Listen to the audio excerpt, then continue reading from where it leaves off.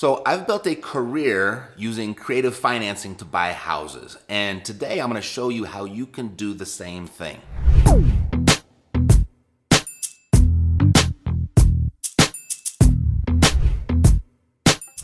So I've built a career around using creative financing to buy a house, and today I'm going to show you exactly how you can do it as well, so you can take your real estate investing to a whole next level. If you're looking for a way to buy houses without using credit, without using money, I've got 4 very creative ways that you can use very simply right now in your market. So first I'm going to show you different ways of how you can approach creative financing.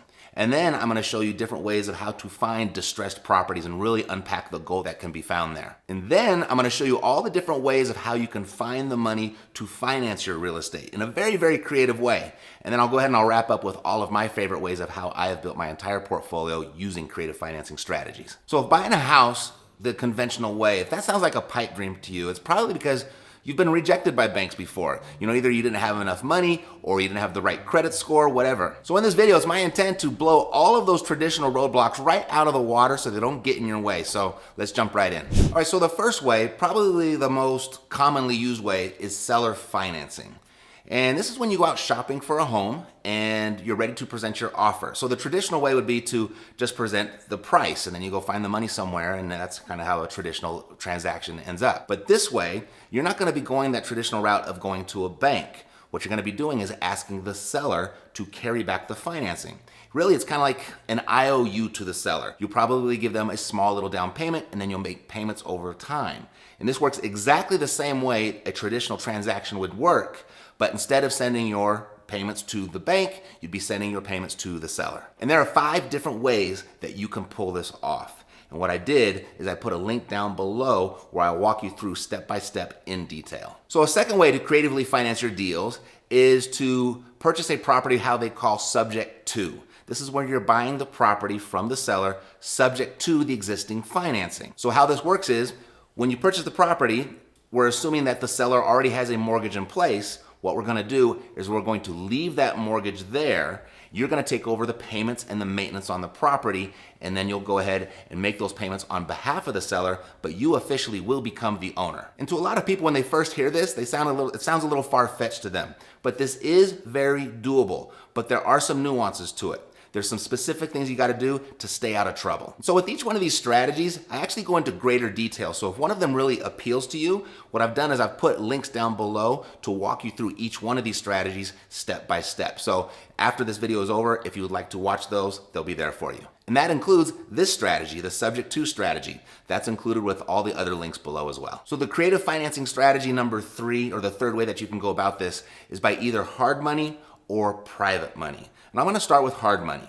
Hard money are unconventional lenders, typically private money lenders that have made a business out of it. And you can find them really simply with a Google search. You can just type in hard money and then put your city, and you're going to get pages and pages and pages of them. So that's how you can access them. But just keep in mind, it's going to be probably more flexible to negotiate those price and terms than it would be with a bank, but not as much as you would have with private money. It'll probably be a little bit more expensive with hard money as well. Now, private money, this is something that everybody strives for. Everybody is always fascinated with private money and how do you find private money? And everybody wants to know where to go to get this. And I think the big mistake that people make is they think private money is out there sitting there waiting for them in some building or some secret meeting. If you looked at it for what it actually is, relationship money, it becomes so much easier to find.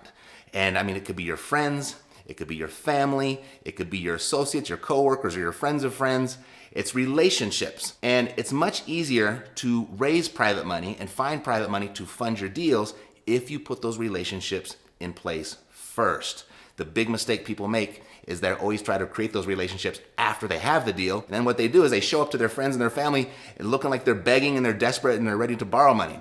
But you really want to approach these relationships up front, so that way when a deal comes up, it looks more like you're offering them an opportunity rather than asking for money. And one little note about private money, and really goes with hard money and perhaps even financial institution money as well, is that you really want to make sure that you follow through. You want to make sure that you perform. Because that one failed deal, particularly if it's your first time out, that's probably your last time you're ever going to get money from that source. And as with the other 2 creative strategies I already gave you, for this one as well. I walk you through step by step on how I have personally raised millions and millions of dollars of private money without feeling weird, without feeling awkward, and you'll find that link down below with the rest. Now, before I share this last creative strategy with you, the one that I most commonly use, the one that's responsible for my entire portfolio, do me a favor, hit the like button if you like what you're seeing, and if you want more of this in the future, hit the subscribe button. Because creative financing, that's my specialty, that's what I love doing the most, and it's what I talk about most here on the channel. So if you want to go deeper with that, make sure you're subscribed so you don't miss an episode. All right, so creative strategy number 4, it's really a combination of all the others. One thing about creative financing, and the reason that they call it creative financing, is that you're only limited by your own creativity. And if you can combine multiple approaches, you can put a lot more deals together for yourself than you otherwise could. Like, for example, if you found a seller that had a mortgage in place and they agreed for you to take over the payments and take over the maintenance on the property, you could add seller financing to that to kind of bridge the gap between where their mortgage is and what the value of the property is. Another way you could do that is if you found a seller that was willing to carry back the entire balance, they just wanted a small little down payment, what you could do is you could go access hard money or you could go access private money. And yes, like a credit card, they call it creative financing. There is no limit to it. And what I've done is I've put a very short, easy to consume series on all of the different strategies, the 8 in total. And you'll find a link to that entire series down below if you want to go deeper. And using all of these creative strategies, this is exactly how I got started, because I started as a real estate agent. And I had a couple clients that were real estate investors, and I was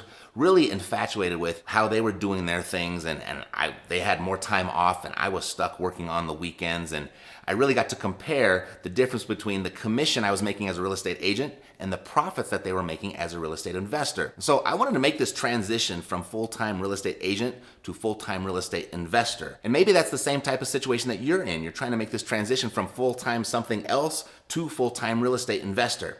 But I had a problem, and maybe you could relate to this as well, is I didn't have a whole lot of money. I was under the impression that you needed a lot of money to actually invest in real estate. And I had heard about creative financing, but I was really under the belief that why would anyone ever do that? Why would a seller ever entertain that? I had come from the real estate agent world and everybody just sold their house for full market value. I was like, why doesn't everybody do that? But I wanted to give it a try anyway. So my plan was, I'm just gonna go and share this with everybody that I know. This is what I plan on doing, but I wasn't gonna be deterred. I wanted to give it a shot. I wanted to go investigate and see how this actual creative financing world worked. So my plan was to share this with everybody that I knew, friends, family, and see if anybody would actually loan me the money to help me get started. But then I ran into another problem. It turned out that nobody really trusted me because I had never really done it before. I didn't have the experience, and they were like, check back with me when you get a few under your belt. And for the few that actually did entertain the idea, I didn't have answers to their really important questions. They wanted to know how much they were getting back, when they were getting it back. They wanted to know how they were protected if I failed and they didn't get it back. So it turned out that I was really the risky element in the whole transaction.